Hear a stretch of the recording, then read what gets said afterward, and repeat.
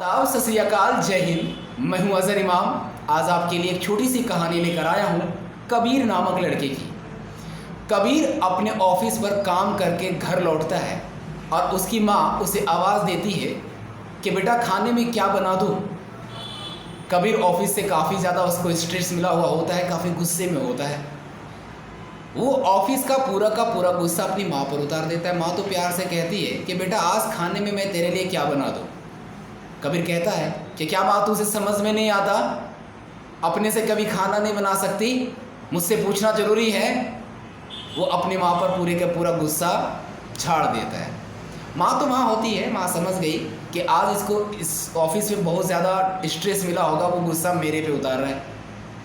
माँ उसके सामने जाके बैठती है और कहती है बेटा अच्छा एक बात बताओ, अगर तुम्हें ऑफिस इतना ज़्यादा परेशान करता है, ऑफिस वाले लोग इतने ज़्यादा अच्छे लगते नहीं हैं, तो क्यों नहीं ऑफिस छोड़ देते।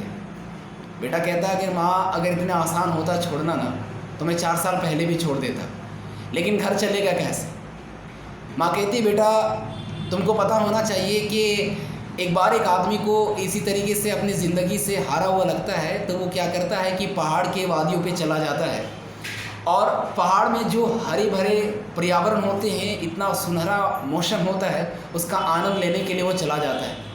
वो आनंद लेता ही रहता है। बेटा तुम्हें पता है अचानक एक आवाज़ उसकी कानों पर सुनाई देती है, आज़ादी आज़ादी आज़ादी, मुझे आज़ाद करो, मुझे आज़ाद करो, मैं कैद हूँ। वह आदमी उस आवाज़ को सुनता है और उस आवाज़ की तरफ दौड़ता है। जब वो उस आवाज़ के साथ साथ दौड़कर एक स्थान पर पहुँचता है तो उसे पता चलता है कि एक बड़े से पिंजरे में एक तोते को कैद करके रखा गया था। वो तोता कह रहा था कि मुझे यहाँ से आज़ाद करो, मैं इन वादियों में अपने घर जाना चाहता हूँ, मैं इन वादियों की खूबसूरतियों को छूना चाहता हूँ, उड़ना चाहता हूँ, मुझे आज़ाद करो। वो अपने आप को कैद महसूस कर रहा था। वो आदमी करता क्या है कि उस दरवाजे को, पिंजरे के दरवाजे को खोल देता है और कहता है जा तोते तू आज से आज़ाद है, उड़ो यहाँ से, जाओ अपने आकाश के गगन को छुओ, तुम आज से तुम आज़ाद हो।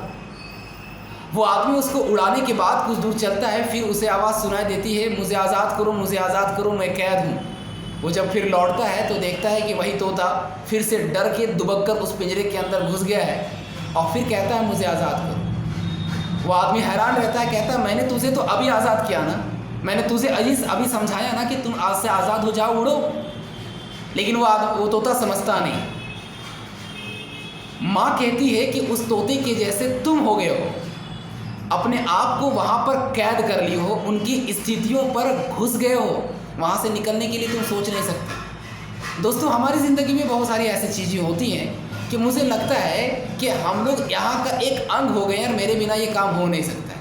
अगर आपको वहाँ से स्ट्रेस लगता है ना तो आप वहाँ से हट जाए और अपनी ज़िंदगी की सुनहरी अवसरों का आनंद लें और अपने जीवन को खुशियों के हालात में तब्दील करें, ना कि अपने आप को स्ट्रेस में बदल लें। आज की कहानी का सारांश क्या है पता है कि आप जिस जगह पर हो, जहाँ भी हो, परिस्थितियों को बनाना आपके हाथ में। परिस्थितियाँ आपको नहीं बदल सकती, आप परिस्थितियों को बदल सकते हैं। यदि आपके अनुसार परिस्थिति नहीं है तो उस परिस्थिति को बदलने के बजाय आप अपने आप को नहीं बदलें, आप परिस्थिति को बदल देना। आपको परिस्थिति कभी नहीं बदल सकती। तो डियर स्टूडेंट्स, आज मैं आपके लिए यही कह रहा हूँ कि आप अपने आप को कभी बदलना नहीं, अपनी काम करने के तरीके बदलो और अपने हालात को बदलो, ना कि अपने आप को हालात को बदलने दो। आज का सारांश यही रहा। आज के लिए इतना ही। अगर वीडियो अच्छा लगा हो, कहानी अच्छा लगा हो तो लाइक करें, सब्सक्राइब करें और तो और चैनल को सब्सक्राइब और शेयर करना ना भूलें। ठीक है दोस्तों, आज के लिए जय हिंद।